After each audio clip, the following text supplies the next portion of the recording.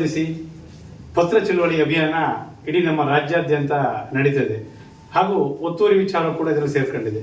ಈ ಉದ್ದೇಶದಿಂದ ನಮ್ಮ ಮರ್ಸನಿ ಗ್ರಾಮ ಪಂಚಾಯತ್ ವ್ಯಾಪ್ತಿಯಲ್ಲೂ ಕೂಡ ಇವತ್ತು ವಿಶೇಷವಾದ ಗ್ರಾಮ ಸಭೆಯನ್ನ ಕರೆದಿದ್ದು ನಮ್ಮ ನಿರ್ಣಯವನ್ನ ಗ್ರಾಮ ತಗೊಳ್ಬೇಕು ಉದ್ದೇಶದ ಒಂದು ಕಾರ್ಯಕ್ರಮ ಹಮ್ಮಿಕೊಂಡಿದ್ವಿ. ಈ ಕಾರ್ಯಕ್ರಮದ ವೇದಿಕೆಯಲ್ಲಿರ್ತಕ್ಕಂಥ ಅಧ್ಯಕ್ಷರೇ, ಉಪಾಧ್ಯಕ್ಷರೇ, ಎಲ್ಲ ಗೌರವಾನ್ವಿತ ಸದಸ್ಯರೇ ಹಾಗೂ ಆಗಮಿಸಿದ ಎಲ್ಲ ರೈತ ಬಾಂಧವರೇ, ಈಗಾಗಲೇ ಎಲ್ಲ ಗೊತ್ತಿದೆ. ಕಸ್ತೂರಿ ರಂಗನ್ ವರದಿ ವಿಚಾರಕ್ಕೆ ಬಂದಾಗ ಮರ್ಸನಿಗೆ ಗ್ರಾಮ ಕಸ್ತೂರಿ ರಂಗನ್ ವರದಿಯ ಇದರಿಂದ ಹೊರಗಡೆ ಇದೆ. ಮರ್ಸನಿಗೆಯ ಗ್ರಾಮದ ಯಾವುದೇ ಸರ್ವೆ ನಂಬರ್ ಕೂಡ ಕಸ್ತೂರಿ ರಂಗನ್ ವರದಿ ಒಳಗಡೆ ಇಲ್ಲ. ಆದ್ರೆ ಏನ್ ಮಾಡಿದಾರೆ ಅಂದ್ರೆ ಬಫರ್ ಝೋನ್ ಅಂದ್ರೆ ಮರ್ಸನಿಗೆ ಕವರ್ ಆಗ್ತದೆ.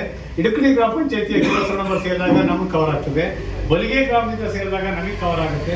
ಕಳಸ ಗ್ರಾಮದಿಂದ ಸೇರಿದಾಗ ನಮ್ಮ ಗ್ರಾಮ ಕವರ್ ಅನುಭವಿಸಕ್ಕಾಗ್ತದೆ. ಯಾಕಂದ್ರೆ ಈಗಾಗಲೇ ಇವತ್ತು ಕೂಡ ನೀವು ಪೇಪರ್ ಲೆವೆಲ್ ನೋಡಿರ್ಬೋದು. ಆಗಿರ್ತಕ್ಕಂಥ ವ್ಯವಸ್ಥೆ ನೋಡಿದ್ರೆ ನಿಜವಾಗ್ಲೂ ಎಷ್ಟು ತಪ್ಪು ಈ ಕಸ್ತೂರಿ ರಂಗನ್ ವರದಿ ಎಷ್ಟು ಅವೈಜ್ಞಾನಿಕವಾಗಿದೆ ಅನ್ನೋ ವಿಚಾರ ನಾವೆಲ್ಲ ತಿಳ್ಕೋಬೇಕಾಗಿದೆ. ಯಾಕಂದ್ರೆ ಸೆಟಲೈಟ್ ಆಧಾರಿತ ಸರ್ವೆಯನ್ನ ಮಾಡಿ ನಮ್ಮಲ್ಲಿರ್ತಕ್ಕಂಥ ಯಾವುದೇ ಕೂಡ ಇಲ್ಲಿ ಕೆಳಗಡೆ ತೋಟ ಇದೆಯೋ ಜನವ್ಯವಸ್ಥೆ ಇರತಕ್ಕಂಥ ಜಾಗ ಇದೆ ಅನ್ನೋದು ಎಲ್ಲೂ ಗುರುತು ಮಾಡಿಲ್ಲ.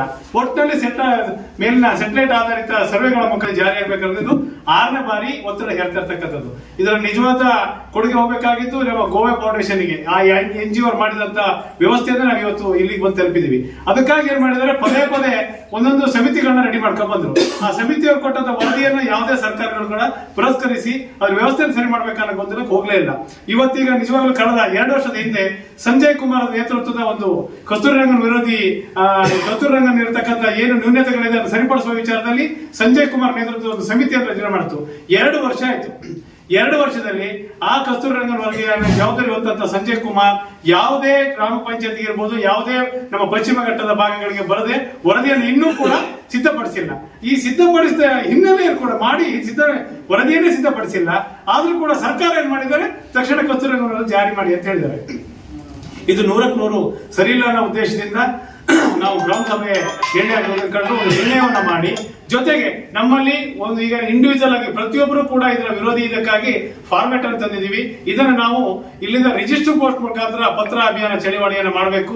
ಕೇವಲ ಒಬ್ಬೊಬ್ಬರು ನಾವು ಕಳಿಸಿದ ಪ್ರಯೋಜನ ಇಲ್ಲ ಉದ್ದೇಶದಿಂದ ಕಾರ್ಯಕ್ರಮವನ್ನು ನಾವು ಇವತ್ತು ಹಮ್ಮಿಕೊಂಡಿದ್ದೀವಿ. ಇದರ ಉದ್ದೇಶವಾಗಿ ಕೆಲವೊಂದು ವಿಚಾರಗಳನ್ನ ಕಸ್ತೂರಿ ರಂಗನ್ ಇರ್ಬೋದು ಅಥವಾ ನಮಗಾಗಿರ್ತಕ್ಕಂಥ ಈ ಅರಣ್ಯ ಇಲಾಖೆಯ ತೊಂದರೆಗಳ ಬಗ್ಗೆ ರೈತ ಹೋರಾಟಗಾರರು, ರೈತ ಮುಖಂಡರಾದಂತ ನಮ್ಮ ಸುರೇಶ್ ಭಟ್ರು ಆಗಮಿಸಿದ್ದಾರೆ. ಅವರು ನಮ್ಮನ್ನು ಉದ್ದೇಶಿಸಿ ಈ ವಿಚಾರವನ್ನು ಮಾತಾಡಬೇಕು. ಯಾಕಂದ್ರೆ ಸಂಸ್ಥೆ ಗ್ರಾಮ ಪಂಚಾಯತ್ ವ್ಯಾಪ್ತಿಯಲ್ಲಿ 600 ಮನೆಗಳಿಗೆ ತೆರಳಿ 600 ಮನೆಗಳಲ್ಲಿ ಈ ತರ ಪತ್ರ ಚಳವಳಿ ಅಭಿಯಾನದಲ್ಲಿ ಅವರು ಮೊನ್ನೆಗೆ ತೊಡ್ಕೊಂಡಿದ್ದಾರೆ. ಸುಜಿತ್ ಅವರೆಲ್ಲ ಅದೇ ಕೆಲಸವನ್ನ ಮಾಡ್ತಾ ಇದ್ದಾರೆ. ಹಾಗಾಗಿ ವಿಷಯ ವಿರೋಧಿಸಿ ಪತ್ರ ಚಳವಳಿ ಅಭಿಯಾನ ಇಡೀ ನಮ್ಮ ರಾಜ್ಯಾದ್ಯಂತ ನಡೀತದೆ ಹಾಗೂ ಒತ್ತುವರಿ ವಿಚಾರ ಕೂಡ ಇದರಲ್ಲಿ ಸೇರ್ಕೊಂಡಿದೆ. ಈ ಉದ್ದೇಶದಿಂದ ನಮ್ಮ ಮರ್ಸನಿ ಗ್ರಾಮ ಪಂಚಾಯತ್ ವ್ಯಾಪ್ತಿಯಲ್ಲೂ ಕೂಡ ಇವತ್ತು ವಿಶೇಷವಾದ ಗ್ರಾಮ ಸಭೆಯನ್ನ ಕರೆದಿದ್ದು ನಮ್ಮ ನಿರ್ಣಯವನ್ನ ಗ್ರಾಮ ತಗೊಳ್ಬೇಕು ಉದ್ದೇಶದ ಒಂದು ಕಾರ್ಯಕ್ರಮ ಹಮ್ಮಿಕೊಂಡಿದ್ವಿ. ಈ ಕಾರ್ಯಕ್ರಮದ ವೇದಿಕೆಯಲ್ಲಿರ್ತಕ್ಕಂಥ ಅಧ್ಯಕ್ಷರೇ, ಉಪಾಧ್ಯಕ್ಷರೇ, ಎಲ್ಲ ಗೌರವಾನ್ವಿತ ಸದಸ್ಯರೇ ಹಾಗೂ ಆಗಮಿಸಿದ ಎಲ್ಲ ರೈತ ಬಾಂಧವರೇ, ಈಗಾಗಲೇ ಎಲ್ಲ ಗೊತ್ತಿದೆ. ಕಸ್ತೂರಿ ರಂಗನ್ ವರದಿ ವಿಚಾರಕ್ಕೆ ಬಂದಾಗ ಮರ್ಸನಿಗೆ ಗ್ರಾಮ ಕಸ್ತೂರಿ ರಂಗನ್ ವರದಿಯ ಇದರಿಂದ ಹೊರಗಡೆ ಇದೆ. ಮರ್ಸನಿಗೆಯ ಗ್ರಾಮದ ಯಾವುದೇ ಸರ್ವೆ ನಂಬರ್ ಕೂಡ ಕಸ್ತೂರಿ ರಂಗನ್ ವರದಿ ಒಳಗಡೆ ಇಲ್ಲ. ಆದ್ರೆ ಏನ್ ಮಾಡಿದಾರೆ ಅಂದ್ರೆ ಬಫರ್ ಝೋನ್ ಅಂದ್ರೆ ಮರ್ಸನಿಗೆ ಕವರ್ ಆಗ್ತದೆ. ಇಡಕಲಿ ಗ್ರಾಮ ಪಂಚಾಯತಿಯ ಸರ್ವೆ ನಂಬರ್ ಸೇರಿದಾಗ ನಮ್ಗೆ ಕವರ್ ಆಗ್ತದೆ. ಬಲಿಗೆ ಗ್ರಾಮದಿಂದ ಸೇರಿದಾಗ ನಮಗೆ ಕವರ್ ಆಗುತ್ತೆ. ಕಳಸ ಗ್ರಾಮದಿಂದ ಸೇರಿದಾಗ ನಮ್ಮ ಗ್ರಾಮ ಕವರ್ ಅನುಭವಿಸಕ್ಕಾಗ್ತದೆ. ಯಾಕಂದ್ರೆ ಈಗಾಗಲೇ ಇವತ್ತು ಕೂಡ ನೀವು ಪೇಪರ್ ಲೆವೆಲ್ ನೋಡಿರ್ಬೋದು. ಆಗಿರ್ತಕ್ಕಂಥ ವ್ಯವಸ್ಥೆ ನೋಡಿದ್ರೆ ನಿಜವಾಗ್ಲೂ ಎಷ್ಟು ತಪ್ಪು ಈ ಕಸ್ತೂರಿ ರಂಗನ್ ವರದಿ ಎಷ್ಟು ಅವೈಜ್ಞಾನಿಕವಾಗಿದೆ ಅನ್ನೋ ವಿಚಾರ ನಾವೆಲ್ಲ ತಿಳ್ಕೋಬೇಕಾಗಿದೆ. ಯಾಕಂದ್ರೆ ಸೆಟಲೈಟ್ ಆಧಾರಿತ ಸರ್ವೆಯನ್ನ ಮಾಡಿ ನಮ್ಮಲ್ಲಿರ್ತಕ್ಕಂಥ ಯಾವುದೇ ಕೂಡ ಇಲ್ಲಿ ಕೆಳಗಡೆ ತೋಟ ಇದೆಯೋ ಜನವ್ಯವಸ್ಥೆ ಇರತಕ್ಕಂಥ ಜಾಗ ಇದೆ ಅನ್ನೋದು ಎಲ್ಲೂ ಗುರುತು ಮಾಡಿಲ್ಲ. ಒಟ್ಟಿನಲ್ಲಿ ಮೇಲಿನ ಸೆಟಲೈಟ್ ಆಧಾರಿತ ಸರ್ವೆಗಳ ಮುಖಾಂತರ ಜಾರಿ ಆಗಬೇಕಾಗಿದ್ದು 6ನೇ ಬಾರಿ ಒತ್ತಡ ಹೇರ್ತಾ ಇರ್ತಕ್ಕಂಥದ್ದು. ಇದರ ನಿಜವಾದ ಕೊಡುಗೆ ಹೋಗಬೇಕಾಗಿದ್ದು ನಮ್ಮ ಗೋವಾ ಫೌಂಡೇಶನ್ಗೆ, ಆ NGO ಮಾಡಿದಂತ ವ್ಯವಸ್ಥೆಯನ್ನ ನಾವು ಇವತ್ತು ಇಲ್ಲಿಗೆ ಬಂದು ತಲುಪಿದೀವಿ. ಅದಕ್ಕಾಗಿ ಏನ್ ಮಾಡಿದರೆ ಪದೇ ಪದೇ ಒಂದೊಂದು ಸಮಿತಿಗಳನ್ನ ರೆಡಿ ಮಾಡ್ಕೊಂಡ್ ಬಂದ್ರು. ಆ ಸಮಿತಿಯವರು ಕೊಟ್ಟಂತ ವರದಿಯನ್ನ ಯಾವುದೇ ಸರ್ಕಾರಗಳು ಕೂಡ ಪುರಸ್ಕರಿಸಿ ಅದ್ರ ವ್ಯವಸ್ಥೆಯನ್ನು ಸರಿ ಮಾಡ್ಬೇಕನ್ನೋ ಗೊಂದಲಕ್ಕೆ ಹೋಗ್ಲೇ ಇಲ್ಲ. ಇವತ್ತೀಗ ನಿಜವಾಗ್ಲೂ ಕಳೆದ 2 ವರ್ಷದ ಹಿಂದೆ ಸಂಜಯ್ ಕುಮಾರ್ ನೇತೃತ್ವದ ಒಂದು ಕಸ್ತೂರಿ ರಂಗನ್ ವಿರೋಧಿ ಕಸ್ತೂರಿ ರಂಗನ್ ಇರತಕ್ಕಂಥ ಏನು ನ್ಯೂನತೆಗಳಿದೆ ಅದನ್ನು ಸರಿಪಡಿಸುವ ವಿಚಾರದಲ್ಲಿ ಸಂಜಯ್ ಕುಮಾರ್ ನೇತೃತ್ವದ ಒಂದು ಸಮಿತಿಯನ್ನು ರಚನೆ ಮಾಡಿತು. 2 ವರ್ಷ ಆಯ್ತು. 2 ವರ್ಷದಲ್ಲಿ ಆ ಕಸ್ತೂರಿ ರಂಗನ್ ವರದಿಯನ್ನು ಜವಾಬ್ದಾರಿ ಹೊತ್ತಂತ ಸಂಜಯ್ ಕುಮಾರ್ ಯಾವುದೇ ಗ್ರಾಮ ಪಂಚಾಯತ್ ಇರ್ಬೋದು, ಯಾವುದೇ ನಮ್ಮ ಪಶ್ಚಿಮ ಘಟ್ಟದ ಭಾಗಗಳಿಗೆ ಬರದೆ ವರದಿಯನ್ನು ಇನ್ನೂ ಕೂಡ ಸಿದ್ಧಪಡಿಸಿಲ್ಲ. ಈ ಸಿದ್ಧಪಡಿಸಿದ ಹಿನ್ನೆಲೆಯಲ್ಲಿ ಕೂಡ ಮಾಡಿ ವರದಿಯನ್ನೇ ಸಿದ್ಧಪಡಿಸಿಲ್ಲ. ಆದ್ರೂ ಕೂಡ ಸರ್ಕಾರ ಏನ್ ಮಾಡಿದ್ದಾರೆ, ತಕ್ಷಣ ಕಸ್ತೂರಿ ರಂಗನ್ ವರದಿ ಜಾರಿ ಮಾಡಿ ಅಂತ ಹೇಳಿದ್ದಾರೆ. ಇದು 100% ಸರಿ ಇಲ್ಲ ಅನ್ನೋ ಉದ್ದೇಶದಿಂದ ನಾವು ಗ್ರಾಮ ಸಭೆ ಕಂಡು ಒಂದು ನಿರ್ಣಯವನ್ನು ಮಾಡಿ, ಜೊತೆಗೆ ನಮ್ಮಲ್ಲಿ ಒಂದು ಈಗ ಇಂಡಿವಿಜುವಲ್ ಆಗಿ ಪ್ರತಿಯೊಬ್ಬರು ಕೂಡ ಇದರ ವಿರೋಧಿ ಇದಕ್ಕಾಗಿ ಫಾರ್ಮೆಟ್ ಅನ್ನು ತಂದಿದ್ದೀವಿ. ಇದನ್ನು ನಾವು ಇಲ್ಲಿಂದ ರಿಜಿಸ್ಟರ್ ಪೋಸ್ಟ್ ಮುಖಾಂತರ ಪತ್ರ ಅಭಿಯಾನ ಚಳವಳಿಯನ್ನು ಮಾಡಬೇಕು. ಕೇವಲ ಒಬ್ಬೊಬ್ಬರು ನಾವು ಕಳಿಸಿದ ಪ್ರಯೋಜನ ಉದ್ದೇಶದಿಂದ ಕಾರ್ಯಕ್ರಮವನ್ನು ನಾವು ಹಮ್ಮಿಕೊಂಡಿದ್ದೀವಿ. ಇದ್ರ ಉದ್ದೇಶವಾಗಿ ಕೆಲವೊಂದು ವಿಚಾರಗಳನ್ನ ಕಸ್ತೂರಿ ರಂಗನ್ ಇರ್ಬೋದು ಅಥವಾ ನಮಗಾಗಿರ್ತಕ್ಕಂಥ ಈ ಅರಣ್ಯ ಇಲಾಖೆಯ ತೊಂದರೆಗಳ ಬಗ್ಗೆ ರೈತ ಹೋರಾಟಗಾರರು, ರೈತ ಮುಖಂಡರಾದಂತ ನಮ್ಮ ಸುರೇಶ್ ಭಟ್ರು ಆಗಮಿಸಿದ್ದಾರೆ. ಅವರು ನಮ್ಮನ್ನು ಉದ್ದೇಶಿಸಿ ಈ ವಿಚಾರವನ್ನು ಮಾತಾಡಬೇಕು. ಯಾಕಂದ್ರೆ ಸಂಸೆ ಗ್ರಾಮ ಪಂಚಾಯತ್ ವ್ಯಾಪ್ತಿಯಲ್ಲಿ 600 ಮನೆಗಳಿಗೆ ತೆರಳಿ 600 ಮನೆಗಳಲ್ಲಿ ಈ ತರ ಪತ್ರ ಚಳವಳಿ ಅಭಿಯಾನದಲ್ಲಿ ಅವರು ಮೊನ್ನೆಗೆ ತೊಡ್ಕೊಂಡಿದ್ದಾರೆ. ಸುಜಿತ್ ಅವರೆಲ್ಲ ಅದೇ ಕೆಲಸವನ್ನ ಮಾಡ್ತಾ ಇದ್ದಾರೆ. ಹಾಗಾಗಿ ವಿಶೇಷವಾಗಿ ಅವರು ಮೊನ್ನೆ ಶೃಂಗೇರಿ, ಕೊಪ್ಪ ಭಾಗದಲ್ಲೂ ಕೂಡ ಹೋಗಿದ್ರು. ಅಲ್ಲಿ ನಡೆಯುವಂತ ವಿಚಾರಗಳು ಕೂಡ ಅವ್ರು ಪರಿಗಣನೆ ತಗೊಂಡಿದ್ದಾರೆ. ಅವರು ವಿಶೇಷವಾಗಿ ಇದ್ರ ಬಗ್ಗೆ ಒಂದೆರಡು ಮಾತಾಡಬೇಕಾಗಿ ಈ ಸಂದರ್ಭದಲ್ಲಿ ಅವ್ರನ್ನ ಕೇಳ್ಕೊಳ್ತಿದ್ದೀನಿ. ಇದು ಪ್ರಾರಂಭ ಆಗಿದ್ದು ಹಿಂದೆ 1987ರಲ್ಲಿ ಪಶ್ಚಿಮ ಘಟ್ಟ ಉಳಿಸಿ ಆಂದೋಲನ ಅಂತ ಒಂದು ಶುರುವಾಯಿತು. ಆಗ ಅದರಲ್ಲಿ ಸ್ಥಳೀಯ ಒಂದು ವಿಷಯ ತಜ್ಞರು, ಪರಿಸರವಾದಿಗಳು ಇವರೆಲ್ಲ ಗೊತ್ತು ಅಂತ ಎಫೆಕ್ಟ್ ಆಗೋ ರೀತಿಯಲ್ಲಿ ಮಾಡಿದ್ದೀವಿ. ಅದು ಬರ್ತಾ ಇಲ್ಲ ಅಂತಂದರೆ 2009 ಹೊತ್ತಿಗೆ ಅವ್ರು ಏನೋ ಮುಂದಿಟ್ಟಿದ್ರೆ ಕೈಗಾರ